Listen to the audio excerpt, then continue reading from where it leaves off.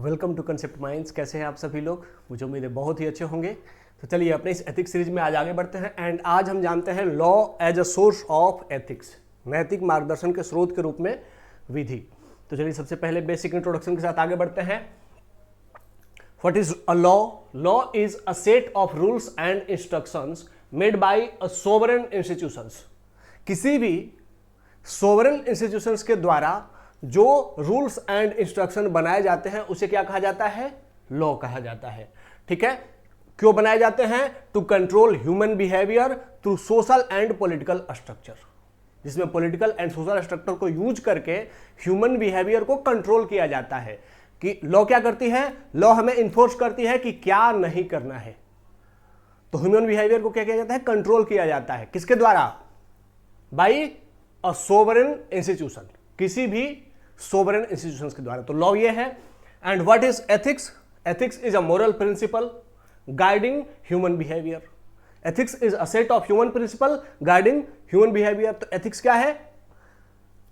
एक नैतिक मार्गदर्शन का एक सिद्धांत है, सेट है, जो ह्यूमन बिहेवियर को क्या करता है? गाइड करता है। तो दोनों हमने जान लिया क्या है। अब आते हैं कि law as source of ethics के लिए एक बहुत अच्छा यहां पे स्टेटमेंट है कि law reflects the minimum standard of ethics acceptable in society.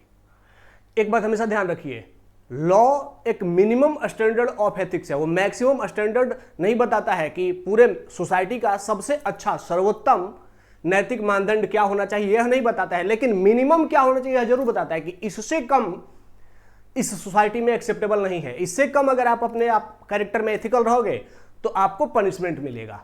ठीक है, तो लॉ वो क्या करता है? मिनिमम स्टैंडर्ड बता देता है कि इतना तक तो यह सोसाइटी टॉलरेट करेगी, इसके नीचे सोसाइटी टॉलरेट नहीं करेगी, इसके नीचे अगर जाओगे तो आपको पनिशमेंट दिया जाएगा। ठीक है, सेंट अगस्टाइन का एक कोट है, an unjust law is no law at all. Society में ऐसा कानून जो अनजस्ट है, मतलब जो सामाजिक भेदभाव को, जो राजनीतिक भेदभाव को अनुमति देता है, वह कानून नहीं होने के बराबर है। ठीक है, अब जानते हैं relationship between law and ethics. Law क्या होता है? ये इन्फोर्सेबल रूल्स हैं, they are bound to follow, मतलब इसको बाध्यकारी रूप से मानना जरूरी होता है। जबकि एथिक्स क्या है? It is voluntary moral conduct. यह क्या होता है? यह गैर बाध्यकारी होता है। वॉलंटरी मतलब स्वैच्छिक होता है। एथिक्स स्वैच्छिक होता है और विधि बाध्यकारी होती है। लॉ जो होता है वो किस पर बेस्ड होता है? Based on constitution. कॉन्स्टिट्यूशन पर आधारित होकर के विधियां बनाई जाती हैं। जबकि एथिक्स किस पर बेस्ड होता है? एथिक्स जो होता है वो मोरल वैल्यूज एंड कंसाइंस पर होता है। हमारी अंतरात्मा जो कहती है वह नैतिकता है। जो हमारे नैतिक वैल्यूज कहते हैं, नैतिक मूल्य कहते हैं, वही नैतिकता है।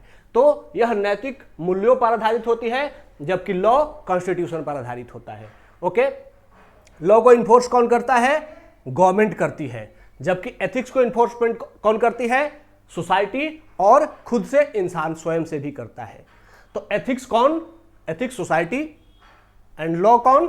गवर्नमेंट। ठीक है, यहां पर एक बहुत अच्छा ये दिया गया, ध्यान से देखिएगा। कह रहा है कि constitutional values equal to legal expression of ethical vision of the nation. जो हमारा कॉन्स्टिट्यूशन बना, इसमें फंडामेंटल राइट, डीपीएसपी और उसके बाद प्रीएम्बल में भी बहुत सारे वैल्यूज दिए गए। वो क्या थे? They were the legal expression of ethical vision of the nation. वो हमारे इस राष्ट्र का नैतिक मानदंड था। जो हमारा यह राष्ट्र नैतिक आदर्श के रूप में जिसको स्वीकार करना चाहता था, वह स्वीकृति हमारे कॉन्स्टिट्यूशन में शामिल हो गई है। तो कॉन्स्टिट्यूशनल वैल्यूज क्या है? किसी भी सोसाइटी का, जो भारत का समाज है, उस भारतीय समाज का लीगल एक्सप्रेशन है। किसका? एथिकल विजन का, कि एक नैतिक दृष्टिकोण क्या है हमारे देश का, यही हमारा कॉन्स्टिट्यूशन में झलकता है। ठीक है, अब आगे आते हैं law as a source of ethics. तो लॉ को एथिकल सोर्स के रूप में कैसे कंसीडर किया जाए, इसको समझते हैं। सबसे पहला है कि law is established on the belief of society. जो लॉ होता है वह सोसाइटी के बिलीफ पर एस्टेब्लिश होता है, एंड सोशल बिलीफ को ही हम क्या कहते हैं, एथिक्स कहते हैं। तो जैसे वीमेन लेस एम्पावर्ड, वीमेन वर लेस एम्पावर्ड, महिलाएं शक्तिशाली नहीं थी, एम्पावर्ड नहीं थी, सशक्त नहीं थी, तो क्या हुआ, सोशल मूवमेंट हुआ। उनको पावरफुल बनाने के लिए सोसाइटी में एक मूवमेंट आया, सोसाइटी के लोगों ने मूवमेंट शुरू किया। तो फिर क्या हुआ, legislation by government under pressure. तो गवर्नमेंट भी सोसाइटी के प्रेशर में आकर के लेजिस्लेशन बनाने लगी। जैसे आज जो हम लोगों ने ग्राम पंचायत वाला सिस्टम है, उसमें क्या किया है, विमेन को 33% का रिजर्वेशन दिया है। Why we gave the reservation of 33% to women, only because there was a pressure of society कि आप क्या करो, जेंडर जस्टिस करो, ensure the gender justice in politics also, and so we passed Nari Shakti वंदन अधिनियम। इसीलिए हमने नारी शक्ति वंदन अधिनियम भी पारित किया, और not only in gram panchayat but in parliament and state legislature also we provided 33% reservation to secure legal to secure gender justice in the pressure of society. तो सोसाइटी के प्रेशर में क्या हुआ, कानून बना जिसने क्या सिक्योर किया, एथिक्स को सिक्योर किया। तो सोसाइटी क्या करती है, प्रेशर करती है, और सोसाइटी का जो नॉर्म्स है वही क्या है, एथिक्स है। तो सोसाइटी अपने एथिकल नॉर्म्स को लागू करने के लिए स्टेट पर क्या करती है, दबाव बनाती है कि मेड द लॉ। ठीक है, तो इस तरीके से जो लॉ होता है वो क्या होता है, सोसाइटी के बिलीफ को रिप्रेजेंट कर रहा होता है। सेकंड, लॉ रिफ्लेक्टिंग एथिक्स कैसे, जैसे लॉ खुद भी एथिक्स को रिप्रेजेंट कर रहा होता है, हर बार प्रेशर में ही नहीं होता है। जैसे हमारा जब कॉन्स्टिट्यूशन बन रहा था तो उस समय कोई सोसाइटी का प्रेशर नहीं था, but our constitutional forefather made the fundamental right and secured right to equality under article 14। इससे क्या हुआ, ethical principle of non discrimination. तो लॉ में खुद क्या होता है, एथिक्स, नैतिकता को रिफ्लेक्ट करता है। आर्टिकल 14 राइट टू इक्वालिटी, सबको समानता मिलनी चाहिए। तो यहां पर सबको समानता मिलनी चाहिए, क्या है, एथिक्स है। लेकिन एथिक्स लॉ ने खुद से दिया है, संविधान ने खुद से बना दिया। Second, abolition of untouchability, article 17, अस्पृश्यता का उन्मूलन, छुआछूत का समाप्त। यह क्या है, सोशल जस्टिस सिक्योर करना था। तो लॉ ने खुद सोसाइटी में जस्टिस सिक्योर करने के लिए क्या किया, एथिक्स को कानून बना दिया। सोसाइटी में अनटचेबिलिटी थी और उसको लेकर के बहुत बड़े स्तर पर कोई मूवमेंट नहीं चल रहा था कि कानून बनाओ, ऐसा नहीं चल रहा था। लेकिन फिर भी कानून बना। क्यों बना, क्योंकि लॉ खुद भी एथिकल होता है, लॉ खुद भी एथिक्स को रिप्रेजेंट कर रहा होता है। इसीलिए अबोलिशन ऑफ अनटचेबिलिटी आर्टिकल 17 हमारे कॉन्स्टिट्यूशन में शामिल किया गया। उसी तरीके से पोस एक्ट 2013 का पोस एक्ट क्या किया, prevention of sexual harassment at work place, महिलाओं के कार्यस्थल पर सेक्सुअल हैरेसमेंट को रोकने के लिए लॉ बनाया गया। इसने क्या किया, जेंडर जस्टिस सिक्योर किया। ठीक है, उसी तरीके से आरटीआई एक्ट आया 2005 में। It was not under pressure of society का कोई प्रेशर नहीं था, लेकिन आरटीआई एक्ट आया, खुद सरकार ने, खुद लीगल सिस्टम ने लॉ बनाया to secure transparency and accountability. Transparency and accountability in government क्या है, एथिक्स है। तो लॉ खुद भी क्या करता है, एथिक्स को रिप्रेजेंट करता है और सोसाइटी में एथिकल वैल्यूज को प्रमोट करता है, इनकलकेट करता है। Okay, next one, why law is considered as a source of ethics, because law is made और on the basis of religion and culture. Law जो होता है वो रिलीजन एंड कल्चर के आधार पर बनाया जाता है। जैसे काउ प्रोटेक्शन लॉ, जैसे हमारे कॉन्स्टिट्यूशन का आर्टिकल नंबर 48 क्या कहता है कि काउ स्लॉटरिंग ये सब क्या होना चाहिए, बंद होना चाहिए। गौवध को प्रतिबंधित किया जाता है। बहुत सारे स्टेट गवर्नमेंट्स ने भी काउ प्रोटेक्शन लॉ बना रखा है। तो ये क्या है, ये हिंदू की रिलीजियस बिलीफ है जो एज अ लॉ भी दिखती है। तो जब रिलीजियस बिलीफ अच्छा होता है तो क्या होता है, एथिक्स होता है, और वह फिर हमारे लॉ में भी शामिल होता है। तो लॉ क्या करता है, हमारे रिलीजन एंड कल्चर के आधार पर बनता है, इसलिए भी वह क्या है, एथिकल है। ठीक है। उसी तरीके से made by representatives of society, law को बनाता कौन है, सोसाइटी के ही रिप्रेजेंटेटिव्स बनाते हैं। आज पहले की तरह मोनार्की तो है नहीं, राजतंत्र तो है नहीं कि राजा बनाता है अपनी मर्जी से। आज तो सोसाइटी के रिप्रेजेंटेटिव जो कि सोसाइटी के द्वारा चुने हुए होते हैं वो बनाते हैं। तो लोग क्या इंडिकेट कर रहे होते हैं, सोसाइटी के वैल्यूज को रिप्रेजेंट कर रहे होते हैं, सोसाइटी के इंस्पिरेशंस को रिप्रेजेंट कर रहे होते हैं। तो सोसाइटी जो चाहती है उसी को वो लोग वहां पर पार्लियामेंट में बैठ करके लॉ बनाते हैं। तो इसलिए भी क्या हो जाता है, जो लॉ है वो क्या हो जाता है, एथिकल हो जाता है, क्योंकि उसको बनाता कौन है, सोसाइटी के रिप्रेजेंटेटिव। ठीक है। तो यहां पर हमने देखा law as a source of ethics. अब आगे देखते हैं कि कुछ डेटा एंड रिपोर्ट्स क्या कहती हैं, इंटरनेशनल डेटाज एंड रिपोर्ट्स क्या कहती हैं लॉ एंड एथिक्स के रिलेशनशिप के बारे में। तो एक आप लोगों ने ये करप्शन परसेप्शन इंडेक्स बार बार पढ़ा होगा, many times you have already read. इसमें क्या कहता है, ये रिपोर्ट क्या कहता है कि countries with strong legal frameworks rank high on index reflects ethical governance.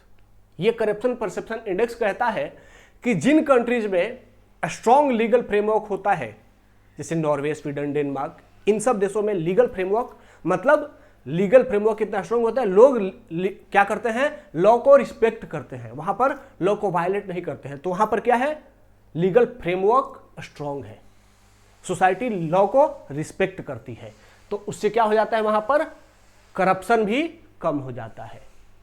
तो करप्शन कम क्या दिखा रहा है, एथिकल गवर्नेंस।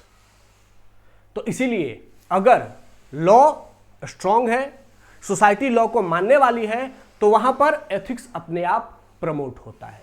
ठीक है। यह कौन दिखाता है, करप्शन परसेप्शन इंडेक्स दिखाता है। अगला है रूल्स ऑफ लॉ इंडेक्स 2024। ये वर्ल्ड जस्टिस प्रोजेक्ट के द्वारा इशू किया जाता है, रिलीज किया जाता है। यह क्या दिखाता है, India rank 79 out of 142 and it is showing the gap between legal framework and ethical implementation. यह क्या शो कर रहा है कि हमारे यहां लीगल फ्रेमवर्क है लेकिन एथिकल इंप्लीमेंटेशन नहीं है, इसीलिए हम क्या कर रहे हैं, हमारे यहां रूल ऑफ लॉ भी कमजोर है। लॉ है हमारे यहां, लेकिन उस लॉ को फॉलो करने के लिए जो उस लॉ को इंप्लीमेंट करने वाली इंप्लीमेंटिंग एजेंसीज हैं और उस लॉ को फॉलो करने के लिए जो सिटीजन्स हैं, दोनों लॉ को प्रॉपर रिस्पेक्ट नहीं करते हैं। इसीलिए हमारे देश में क्या है, रूल ऑफ लॉ कमजोर है। We are ranked 79 out of 142, जबकि हम दुनिया की 4th सबसे लार्जेस्ट बड़ी इकोनॉमी है, लेकिन रूल ऑफ लॉ में हम 79 है। ये क्या दिखाता है कि हम रूल ऑफ लॉ को रिस्पेक्ट नहीं करते। तो इसका मतलब क्या है कि हमारे यहां एथिकल इंप्लीमेंटेशन नहीं है, हम एथिकल लोग नहीं है। अगर हम एथिकल होते तो हमारे रिप्रेजेंटेटिव भी एथिकल होते, हमारी ब्यूरोक्रेसी भी एथिकल होती, और वो लॉ को एथिक्स के साथ इंप्लीमेंट करते और हम लॉ को एथिक्स के साथ रिस्पेक्ट देते। ठीक है। लेकिन हम ऐसा नहीं कर रहे हैं। ये कौन सो कर रहा है, रूल ऑफ लॉ इंडेक्स। ठीक है। तो हमारे यहां एथिकल स्टैंडर्ड या एथिक्स कमजोर है, इसीलिए लॉ का इंप्लीमेंटेशन भी कमजोर है। ठीक है। अगला है NCRB report, national crime record bureau का रिपोर्ट, जो कि 2023 का रिपोर्ट क्या कहता है, कहता है increase in cyber crime and domestic violence और crime against women is also increasing. तो क्या दिखाता है कि हमारे यहां क्राइम बढ़ रहा है। तो क्राइम बढ़ना क्या दिखाता है कि law is in place, law तो है, कानून तो है, बट एथिक्स इज लैकिंग, लेकिन नैतिकता नहीं है। तो विधि है लेकिन नैतिकता नहीं है, तो क्या हो रहा है, अपराध बढ़ रहा है। तो ये रिपोर्ट शो करता है कि एथिक्स एंड लॉ में रिलेशनशिप है। अगर सोसाइटी एथिकल है तो लॉ को रिस्पेक्ट देगी, लॉ को मानेगी, करप्शन कम होगा, उसी तरीके से क्या होगा, क्राइम भी कम होगा। तो एथिक्स एंड लॉ दोनों एक दूसरे से क्या है, कोरिलेटेड है। अगर एथिक्स नहीं रहेगा तो लॉ का कोई मतलब नहीं है, और अगर लॉ नहीं रहेगी तो एथिक्स भी कमजोर हो जाएगा। ठीक है। यहां तक हमें इस रिपोर्ट से समझ में आया। आगे बढ़ते हैं, आगे कुछ केस स्टडी देखते हैं। जैसे निर्भया केस 2020, इसमें हमने क्या देखा था कि led to criminal law act 2013। Nirbhaya case में पूरी सोसाइटी, पूरा कंट्री रोड पे आ गया to secure gender justice, to secure gender ethics in government. फिर क्या हुआ, उसके दबाव में क्रिमिनल लॉ एक्ट 2013 पास किया गया एंड एथिकल आउटरीच ने क्या किया, ट्रांसफॉर्म्ड इनटू लीगल रिफॉर्म। इसीलिए जब सोसाइटी एथिकल हुई तो उसने गवर्नमेंट पर दबाव किया कि आप क्या करो, लॉ बनाओ। तो अगर एथिक्स मजबूत होता है तो लॉ भी मजबूत हो जाता है। तो सोसाइटी में अगर एथिक्स बढ़ेगा तो लॉ भी सिक्योर होगा और लॉ भी एथिकल होने लगेगा। लेकिन अगर सोसाइटी में एथिक्स नहीं है, पीछे हमने देखा, तो क्या हुआ, लॉ होते हुए भी उस लॉ का इंप्लीमेंटेशन नहीं है। लेकिन अगर सोसाइटी में एथिक्स नहीं है, एथिक्स है और लॉ अगर नहीं है तो भी लॉ बन जाता है, क्योंकि सोसाइटी फिर लॉ इंप्लीमेंटिंग और लॉ इन्फोर्सिंग और लॉ मेकिंग एजेंसीज पर दबाव बनाती है लॉ बनाने के लिए। उसी तरीके से हमने LGBTQ+ राइट्स देखा, सेक्शन 377। इसमें क्या किया गया, ethical evolution of society. Society के अंदर एथिकल एवोल्यूशन हुआ कि नहीं भाई, जो LGBTQ कम्युनिटी है इसको भी क्या होना चाहिए, इसको भी फंडामेंटल राइट्स होने चाहिए, ठीक है, उनको भी अपने जीवन को जीने के लिए जो मानवीय अधिकार है वो मिलने चाहिए। तो सोसाइटी ने जब ऐसा किया तो सोसाइटी ने खुद सुप्रीम कोर्ट में केस किया, सोसाइटी के रिप्रेजेंटेटिव्स ने सुप्रीम कोर्ट में केस किया and finally supreme court's decriminalise judgment 2018। Supreme court ने 2018 में क्या किया, LGBTQ राइट्स और LGBTQ के जो राइट्स थे उसको क्या कर दिया, डिक्रिमिनलाइज कर दिया कि नहीं नहीं ये क्राइम नहीं है।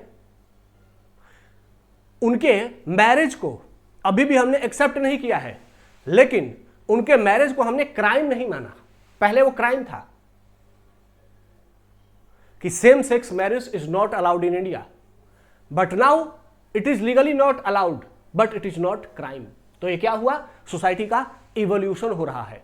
तो सोसाइटी का इवोल्यूशन हो रहा है तो LGBTQ को राइट्स मिल रहा है। अभी सोसाइटी का इवोल्यूशन अभी पूरा हुआ नहीं है, पूरा जब हो जाएगा तो LGBTQ को पूरा शादी करने का राइट्स भी मिल जाएगा और उनकी अथॉरिटी भी हो जाएगी। लेकिन अभी तक उनको शादी करने के लिए स्वीकृति नहीं है, लेकिन अगर वो शादी करते हैं तो वो क्राइम नहीं है। यह अभी धीरे धीरे सोसाइटी का एवोल्यूशन का चरण दिखा रहा है कि जब सोसाइटी धीरे धीरे एथिकली स्ट्रांग होती है तो लॉ भी धीरे धीरे पैरेलली स्ट्रांग होता है।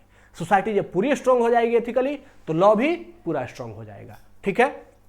उसी तरीके से विसिल ब्लोअर प्रोटेक्शन एक्ट 2014 ये क्या दिखाता है, ethical value of integrity in public services.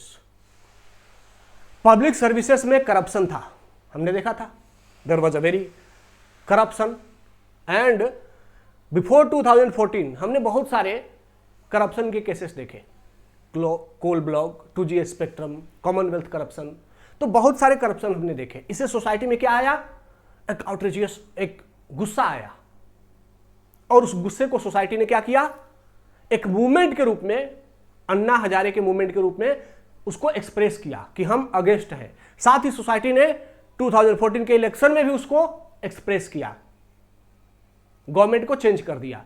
फिर इसीलिए जब सोसाइटी क्या है, करप्शन के अगेंस्ट है, तो विधि भी, फिर गवर्नमेंट भी वैसा विधि लेकर के आ रही है जो करप्शन को कम करता है। इसीलिए लोकपाल एक्ट आया and whistle blower protection act आया कि गवर्नमेंट के अंदर अगर कोई अधिकारी गलत काम को होते हुए देखता है तो वह क्या कर सकता है, वो सीटी मार सकता है, वो विसिल ब्लो कर सकता है, वह लोगों को और सरकार को बता सकता है कि यह अधिकारी करप्शन कर रहे हैं और उसकी प्रोटेक्शन की जाएगी, ठीक है। तो जैसे जैसे सोसाइटी इवॉल्व हुई, सोसाइटी ने दबाव बनाया एंड जो हमारी पार्लियामेंट है उसने सोसाइटी के एथिकल नॉर्म्स को सिक्योर करने के लिए गवर्नमेंट में कानून भी बनाया, ठीक है। तो यहां तक समझ में आ रहा है कि सोसाइटी जो एथिकल स्टैंडर्ड सोसाइटी का बढ़ता है तो लॉ भी उसी के अकॉर्डिंग अच्छा होता जाता है। नेक्स्ट है कि law as a source of ethics हमने देखा कि क्या कितना इंपॉर्टेंट है। लेकिन लॉ की कुछ लिमिटेशंस भी हैं, वह पूरा पूरा एथिकल नहीं हो सकता है, उसमें कुछ लिमिटेशंस है। क्या लिमिटेशंस है?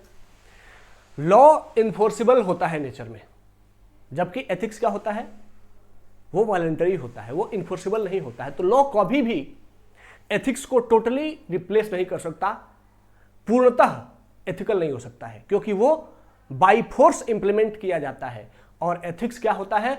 इनर कंसाइज को जगाता है कि नहीं, हमें ऐसा आचरण करना चाहिए। तो you are bound to do and you should do का जो डिफरेंस है वो इन दोनों में हमेशा रहेगा। Second is loop holes in law.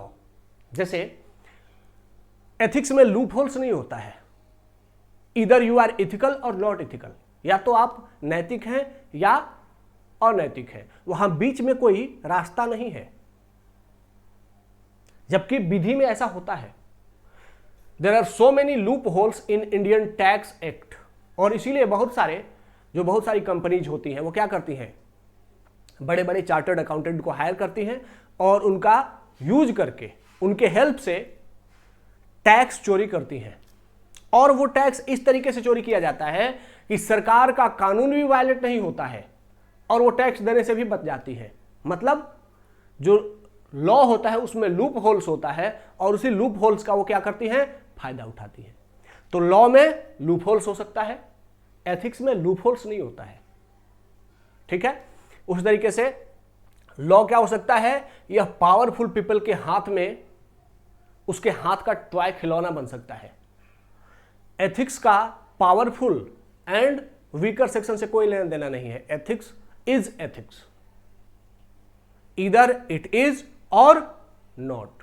यह बीच में किसी पावरफुल के लिए एथिक्स है और कमजोर के लिए एथिक्स नहीं, ऐसा नहीं होता है। जबकि लॉ में क्या होता है कि लॉ पावरफुल के लोगों के हाथों का खिलौना बन सकता है। अब जैसे बहुत सारे केसेस हैं बहुत बड़े बड़े पॉलिटिशियंस पर, लेकिन वो आपको बहुत ही लिमिटेड पॉलिटिशियन मिले होंगे जिनको कि लीगल केस में सजा हुई और वो जेल में गए। बहुत सारे तो ऐसे हैं कि उनको लाइफ टाइम इम्प्रिजनमेंट की सजा है और फिर भी बाहर है। और बहुत सारे रिप्रेजेंटेटिव तो ऐसे हैं कि उन पर हाई वैल्यू करप्शन के केसेस हैं, फिर भी 2 महीना 3 महीना जेल में गए, फिर भी इंजॉय कर रहे हैं। आपको डी राजा याद है, 2G स्पेक्ट्रम, कानिमोजी, ये दोनों पॉलिटिशियन हैं, they are very powerful politician. इन दोनों को सजा हुआ लेकिन इतना मिनिमल हुआ और दोनों एंजॉय कर रहे हैं, बाहर पॉलिटिक्स लड़ रहे हैं, चुनाव लड़ रहे हैं। मतलब दे वर करप्ट, ये प्रूव्ड है, लेकिन उसके बाद भी वो बाहर घूम रहे हैं और पॉलिटिक्स एंजॉय कर रहे हैं, पॉलिटिक्स कर रहे हैं, they are participating in politics. ठीक है, उस तरीके से जैसे बिहार में Lalu Yadav, he was proven guilty, still उनकी फैमिली पॉलिटिक्स में खूब अच्छा पावर एंजॉय कर रही है। तो क्या होता है कि जो लॉ होता है वो पावरफुल लोगों के हाथों का खिलौना हो सकता है, एथिक्स नहीं होता है। ठीक है, उस तरीके से बहुत सारा लॉ नेचर में ही डिस्क्रिमिनेटरी होता है, भेदभावपूर्ण लॉ भी होता है। लॉ खुद भेदभाव कर रहा होता है सोसाइटी में। जैसे different personal laws, Hindu marriage act, Muslim marriage act, Parsi marriage act, Christian marriage act, इन सब में अलग अलग प्रोविजन है। हस्बैंड एंड वाइफ के बीच में शादी हो रही है तो सबके लॉ अलग अलग है। हिंदू के लिए क्या है? मेल, 1 मैन 1 वुमन, इन्हीं के बीच में मैरिज एक्सेप्टेबल है। मुस्लिम के लिए क्या है कि one Muslim can marry more than 4 wives और मोर देन 3 वाइफ्स। हिंदू के लिए ऐसा परमिटेबल नहीं है। तो क्या दिखाता है कि सोसाइटी में लॉ क्या है? इक्वालिटी ही सिक्योर कर रहा है, डिस्क्रिमिनेशन बना रहा है। मुस्लिम महिलाओं को वो जो इंटीग्रिटी होनी चाहिए थी, उनके लिए जो रिस्पेक्ट होनी चाहिए थी, वो सिक्योर नहीं कर रहा है लॉ। लॉ खुद ऐसा कर रहा है, जबकि एथिक्स ऐसा नहीं करेगा। आगे है कि law can be made with fraudulent, धोखा करके भी लॉ बनाया जा सकता है। पावरफुल लोग क्या करते हैं? अपने इंटरेस्ट को बनाए रखने के लिए, अपने आप को जेल से बाहर रखने के लिए क्या कर सकते हैं? लॉ बना सकते हैं। ठीक है, जैसे एक लॉ बना था अगर आप लोगों को शायद याद हो तो, कि जो क्रिमिनल्स हैं, पॉलिटिक्स में हैं, उनको सिक्योर करने के लिए कि भाई इनको जेल में नहीं जाना पड़े, ऐसा एक लॉ इंट्रोड्यूस किया गया। वो तो thank to the president of India doctor APJ Abdul Kalam कि उन्होंने उस लॉ को मानने से मना कर दिया। ठीक है, आज भी लॉ क्या है? लॉ क्या है कि एक लॉ है कि अगर आपको कोई भी क्राइम आपने किया है जिसमें 2 साल से कम की सजा है तो आप पॉलिटिक्स एंजॉय कर सकते हैं। तो मतलब क्रिमिनल को भी देश के लिए लॉ बनाने के लिए लॉ परमिट करता है कि कोई क्रिमिनल जिसको 2 साल से कम की सजा हुई, वह क्रिमिनल हमारे पार्लियामेंट में बैठ करके हमारे लिए लॉ बनाएगा। साथ ही अगर 2 साल से अधिक की सजा हुई तो अगले बस 5 साल तक उसको प्रोहिबिट करता है। बाकी 5 साल के बाद फिर वही अपराधी फिर से हमारे पार्लियामेंट में बैठ करके हमारे लिए कानून बनाएगा। तो लॉ क्या है? लॉ फ्रॉडुलेंट करके, धोखाधड़ी करके और बनाया जाता है ताकि जो पॉलिटिशियंस हैं उनके हित सुरक्षित हो सके, उनके इंटरेस्ट सिक्योर हो सके। एथिक्स में ऐसा नहीं होगा। Law sets minimum standards, not best standards. Law कहता है कि we are setting ethical norms, हम एथिक्स का पैरामीटर बना रहे हैं, लेकिन वो मिनिमम पैरामीटर है। हम इससे बता रहे हैं कि इससे अच्छा होना चाहिए आपको, इससे बुरा हम टॉलरेट नहीं करेंगे, लेकिन अच्छा क्या होना चाहिए यह लॉ नहीं बताता है। What would be the best for society वो नहीं बताता है, लेकिन कहता है कि देखो अपराध अगर करोगे, इस तरीके का अपराध हुआ तो हम बर्दाश्त नहीं करेंगे, बाकी तुम अपने आप को जो भी अच्छा करना है करो, बुरा करना है करो, लेकिन जो मैंने कानून बनाया है वैसा बुरा मत करो, क्योंकि वो हमारा मिनिमम स्टैंडर्ड है। तो इस तरीके से लॉ क्या है? लॉ एथिक्स के स्टैंडर्ड को, हाई स्टैंडर्ड को शो नहीं कर रहा होता है, एथिक्स के लो स्टैंडर्ड को रिप्रेजेंट करता है। ठीक है, उसी तरीके से बहुत सारे लॉ में भी क्या होता है? आपस में कंफ्लिक्ट होता है, वो आपस में एक दूसरे को कंट्रास्ट कर रहे होते हैं। जैसे RTI, right to information act, ये क्या करता है? ट्रांसपेरेंसी सिक्योर करता है, जबकि इसके अगेंस्ट ऑफिशियल सीक्रेट एक्ट 1924 आज तक जिंदा है। वो क्या करता है कि ऑफिशियल सेक्रेसी को सिक्योर करता है। नहीं, सरकार को सेक्रेसी मेंटेन करनी चाहिए, गोपनीयता मेंटेन करनी चाहिए, नागरिकों में सारा इंफॉर्मेशन नहीं देना चाहिए। तो ये दोनों लॉ क्या है? आपस में एक दूसरे को कंफ्लिक्ट कर रहे हैं। तो लॉ में कंफ्लिक्ट भी होता है, एथिक्स में भी कंफ्लिक्ट होता है, लेकिन एथिक्स में कंफ्लिक्ट होने पर एथिक्स ही उसका सलूशन भी देता है। लॉ में कंफ्लिक्ट होने पर लॉ के पास कोई सलूशन नहीं है। ठीक है, तो ये क्या है? ये लिमिटेशंस हैं लॉ के as a source of ethics.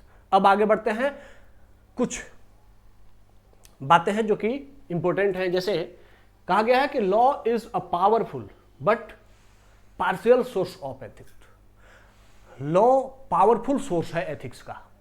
There are so many sources of ethics. हमारे यहाँ एथिक्स के बहुत सारे सोर्स हैं। जैसे अगर सिर्फ हिंदू सोसाइटी की बात करें तो हमारे यहाँ वेद, उपनिषद, भगवद गीता, रामायण, महाभारत जैसे स्क्रिप्चर्स हैं जो हमें बताते हैं कि क्या एथिकल स्टैंडर्ड होना चाहिए। ठीक है, हमारे यहाँ स्कूल्स ऑफ फिलोसफीज हैं जो बताती हैं, बुद्धिज्म है, जैनिज्म है, सिखिज्म है, ये बताते हैं कि एथिकल नॉर्म्स क्या होने चाहिए। उसी तरीके से अलग अलग रिलीजन भी है, इस्लाम, क्रिश्चियनिटी, ये लोग भी बताते हैं कि एथिक्स क्या होने चाहिए। लेकिन वो एथिक्स को इंप्लीमेंट करने के लिए पावरफुल सोर्स नहीं है, पावरफुल इंस्टीट्यूशंस नहीं है। हम भगवान राम से प्रेरित होते हैं, लेकिन भगवान राम के आदर्श अपने जीवन में लागू नहीं करते हैं। करना चाहिए, इसको सोसाइटी अच्छा मानती है, लेकिन सोसाइटी उसको अच्छा नहीं करती, उसको एज इट इज फॉलो नहीं करती है। लेकिन लॉ ने जो एथिकल नॉर्म्स फिक्स कर दिए उसको मानना सोसाइटी के लिए क्या हो जाता है? कंपलसरी हो जाता है। तो लॉ क्या है? एक पावरफुल मीडियम है, पावरफुल सोर्स है to secure minimum ethics. Maximum नहीं, लेकिन मिनिमम एथिक्स को सिक्योर करने के लिए एक पावरफुल मीडियम होता है। यहां पे है कि आइडियल गवर्नेंस कैसे आएगा? तो ethical laws plus ethical conscience. Law भी एथिकल होना चाहिए एंड कंसाइंस भी एथिकल होना चाहिए। लोग अपने अंतरात्मा की आवाजों को सुनेंगे और अंतरात्मा की आवाज को सुन करके और तब कानून बनाएंगे, तब गवर्नेंस अच्छा होगा। क्योंकि जो एथिकल लॉज होंगे वही एथिकल गवर्नेंस सिक्योर करेंगे। उसी तरीके से सोसाइटी में भी बहुत सारे ऐसे कानून हैं जो अनएथिकल हैं। हमने अभी आगे देखा एग्जांपल्स में, बहुत सारे ऐसे लॉज हैं जो अभी भी एथिकल पैरामीटर पर सेट नहीं है, सही नहीं है। तो इसीलिए सोसाइटी में क्या है, प्रॉब्लम्स भी है। लेकिन अगर लॉ एथिकल होगा और एथिकल कंसाइंस होगा, दोनों मिल जाएंगे तो आइडियल गवर्नेंस हो जाएगा। पब्लिक सर्वेंट्स के बारे में एक बहुत इंपॉर्टेंट लाइन है ये कि public servants must go beyond legal compliance. जो गवर्नमेंट ऑफिशियल्स हैं उनको जो लॉ होता है उसके ऊपर जाकर के एंड क्या करना चाहिए, टू अपहोल्ड कॉन्स्टिट्यूशनल मोरालिटी। संवैधानिक नैतिकता को सिक्योर करने के लिए जो लॉ है उनसे ऊपर जाना चाहिए। लॉ अगर ऐसा है, जैसे कॉन्स्टिट्यूशन क्या कहता है, कॉन्स्टिट्यूशन कहता है कि political, social and economic justice होना चाहिए। ये हमारा कॉन्स्टिट्यूशन कहता है, लेकिन बहुत सारा लॉ ऐसा है जो कि इन सब के अगेंस्ट है। लेकिन एक सिविल सर्वेंट्स को क्या करना चाहिए, पॉलिटिकल वैल्यूज, कॉन्स्टिट्यूशनल वैल्यूज उसको सिक्योर करने पर ध्यान देना चाहिए, न कि एक्ट के बारे में बहुत ज्यादा परेशान होना चाहिए। अगर कोई एक्ट कॉन्स्टिट्यूशन के अगेंस्ट जा रहा है तो उस एक्ट को मानने से मना कर देना चाहिए।